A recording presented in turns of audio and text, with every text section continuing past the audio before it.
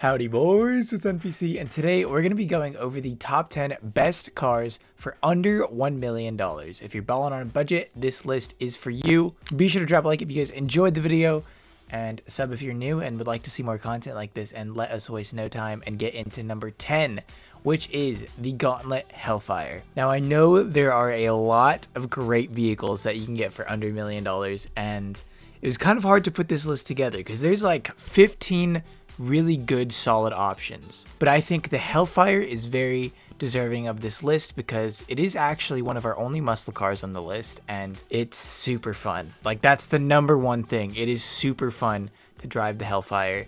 It is incredibly fast in a straight line. The only thing is it's not for racing. If you want to make a turn, good luck. It's not happening. But on top of being fun and fast, it also has great customization and it looks amazing. The base model actually looks really nice. I think the chin splitter is the one thing that could use a little bit of work. It's a little bit mega chin like, you know.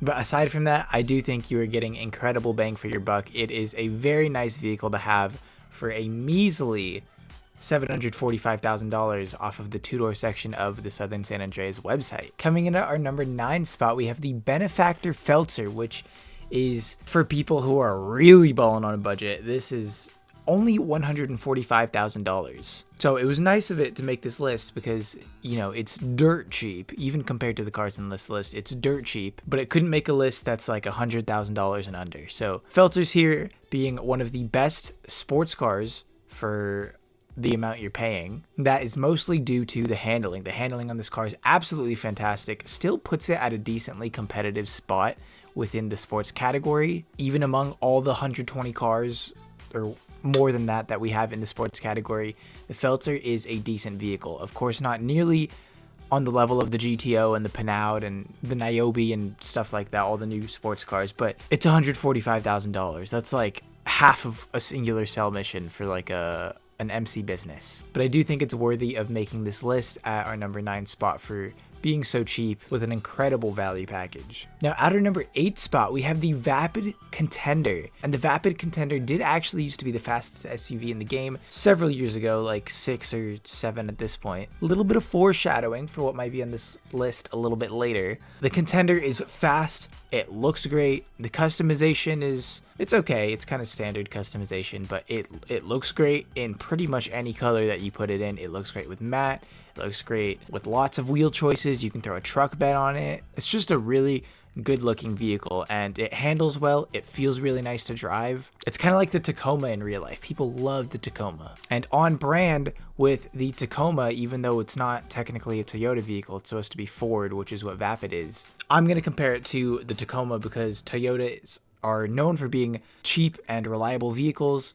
On top of that, it's got good performance, and it's only $250,000. Isn't that a fucking steal, man? Now, I actually do need to mention, because I think I forgot for the Feltzer as well, the Feltzer and the Contender are both removed vehicles. However, the Contender at least is available at Simeon's this week. When you guys are seeing this video, you will still have a few days to buy the Contender if you're interested at Simeon's. Super cheap. Just hop on and do it. Don't procrastinate because it's going to be a long time before the Contender comes back. But I would highly recommend picking one of these up. I bought one and I've never ever wanted to sell it. It's a fantastic vehicle to have in your back pocket in your garage. So make sure you guys pick it up before the timer's up. Up next at our number 7 spot, we have the Grotti Bestia GTS. I think this vehicle is super slept on.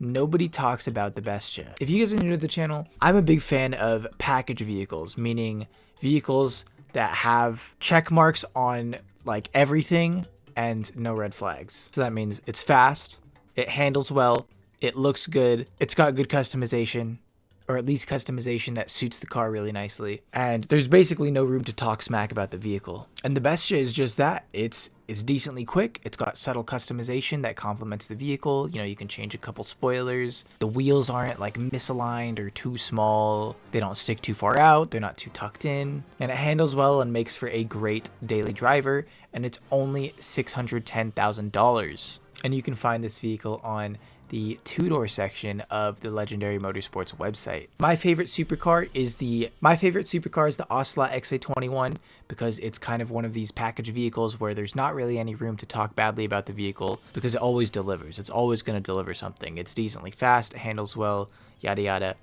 The Bestia is the sports car version of that. And I actually own two Bestias because I'm just a Bestia glazer. Anyway, coming in at our number 6 spot, we have the Karud Sultan RS. The Sultan RS is a Benny's vehicle, meaning you're getting a ton of customization and you can make this vehicle look very unique. No two Sultans ever really look the same. I mean, maybe there's some more popular build styles with the liveries, but it's a Benny's vehicle and it's got a lot of customization, so you can come up with a lot of unique styles for it. It's got decent handling. It used to be our fastest supercar in GTA Online in the early days. In today's meta, it doesn't stand a snowball's chance in hell, but that's okay because it's fairly cheap and it looks cool and has good customization. That's kind of what you want. It's a lot of things for under $1 million. It's also faster than a lot of other cars on this list because it's still a supercar. The Sultan RS also sounds pretty good as well. And if you guys are interested in buying one, you can either buy a Sultan RS or steal one off the street when it's spawning in. If you want to buy it, it's $12,000, and then you take it to Benny's and you can upgrade it for $795,000. So if you bought it, your grand total is $807,000 before customization. Super worth it though. I feel like everyone should own a Sultan. Remember, no cars in this list are a scam. That's kind of what the whole point of this video is for. It's to say that you can buy any car on this list and you'll probably be pretty happy with it. Up next, we have another Benny's favorite, being the NS Elegy Retro Custom. It's got great customization again because it's a Benny's vehicle. It's got a quick launch, faster than most cars in the game, and even comparable to EV launches, electric vehicle launches. Doesn't have a great top speed, similar to electric vehicles, but the handling and launch definitely make up for it in the driving experience, and overall, you still see people driving the Elegy Retro Custom to this day because it is just that nice of a vehicle. And you can get the Elegy RH8 off of Legendary for free, and then you can take it to Benny's and upgrade it for a $904,000 upgrade. So this is going to be our most expensive vehicle on this list. You're very close to $1 million, but I promise you it's a good buy. I've also seen the Elegy RH8 cost money for some people. I don't know if it's because I'm an older player that I have it for free, but it would cost you $95,000. If you were to add that to the $904,000, it's still under $1 million. At our number 4 spot, we have the Turismo Classic. Now this one shouldn't really come as a surprise. You could probably interchange this one with the Cheetah Classic. I like the Cheetah Classic a little more, but I think the Turismo Classic deserves to be on this list more. It is the fastest sports classic vehicle. It has HSW on new gen, so it should still be the fastest sports classic vehicle, no matter what platform you're playing on. It's got amazing handling around the corners. That is what is like the main selling point. It's the handling. The Cheetah Classic is supposed to be a little faster in a straight line, but with all the drag racing and stuff, and you know, pretty much every track is going to have at least one corner, the Turismo usually ends up winning. It's hard to beat the Turismo in the sports classics category, but really just keeping its speed through the corners, that's what it has over the Cheetah Classic. Even if, you know, maybe you like stylistically, I like the Cheetah Classic more. Okay, I'm just glazing the Cheetah Classic. We're not talking about it anymore. You guys get the point. The Turismo Classic still looks pretty cool. It's based off the Ferrari F40. I don't think it looks as good as the F40 in real life, but I think, you know, with the right set of customization, and it's got decent customization, you can make the Turismo Classic look nice. And if you guys are looking to pick one up, you can get one off of the two-door section of Legendary Motorsport for $705,000. If you're a new gen and you wanted to upgrade it to HSW, that is going to put you over $1 million. It's $897,000 for the upgrade, but it is really damn fast, so it's still a good investment whether or not you have the HSW upgrade. We are flying through this list, it feels like, because we are already entering our top 3 with the Pegassi Toros. Now, the Toros is the fastest SUV on old gen and PC. It's second on new gen because there's the Pfister Astron HSW, which is of course much faster with its HSW upgrade. But the Toros is going to give the Pfister Astron HSW a hell of a run for its money because of its price, being only priced at $500,000. And there's a lot of stuff that you can get with $500,000 with this vehicle. You get access to a 4-door vehicle, which is really nice in case you have any extra homies you're playing with. It looks absolutely fantastic, being based on the Lamborghini Urus in real life. Very, very popular car. Like, every rapper's got one. And they did a good job with the in-game model of the Urus. The Tauros being added many years ago. At the time it was added, I thought it seemed pretty realistic. Of course, now it wanes a little bit in its realism compared to like the Ignis, but for a car that's only $500,000 that was added many years ago, it looks fantastic. It's also got nice customization as well. I think the spoiler options are super unique on this car. Some people might say the customization is a little lackluster elsewhere, which I could partially agree, but it's one of those vehicles where the model looks good enough to where you don't care so much anymore. Like, for every bad piece of customization it's also got 2 good looking pieces, so it's not really that bad. Now, the weird thing about this car is that if you want the traction bonus, you actually need to equip a different front bumper. The front bumper is going to act as your spoiler in terms of the customizing traction bonus. I don't know why. I think it's the only car in the game that has this, but just to be clear, you heard it here, the front bumper option changes the traction bonus, not the spoiler. Anyway, that's enough about the Tauros. Looks fantastic. You can get it under the 4-door section of Legendary Motorsport for $500,000, and you should definitely own one of these vehicles because it is a steal. Now, before we get into our top 2, I want to hit the honorable mention right now because the top 2 is a very close discussion. But for our honorable mention, we have the Grotti Turismo R. It's got similar attributes to the other supercars on this list. I realize that makes very little sense right now because we haven't discussed the majority of supercars in this list yet, but they're number 2 and number 1. They're both supercars. Spoiler alert. Anyway, the Turismo R is a nice car for $500,000. Similar to the Tauros, but a little weaker in its class, of course, because there's a lot of great supercars that you can get for still under $1 million that are at the top of this list that you should get over the Turismo R. But the Turismo R looks absolutely fantastic. The rear end, like the tail lights, look so cool. And just the overall body shape of the car looks nice. It got added customization a couple years ago, and that enhanced its value a lot. Because the Turismo R has always been liked by the community, but it's never been fast enough to, you know, where people are like, oh, I'm buying the Turismo R for sure. It's kind of just like it's a nice daily driver. For its performance, it's good. It's kind of like one of those package vehicles. It's pretty fast, slower than a lot of other supercars, but it's still pretty fast.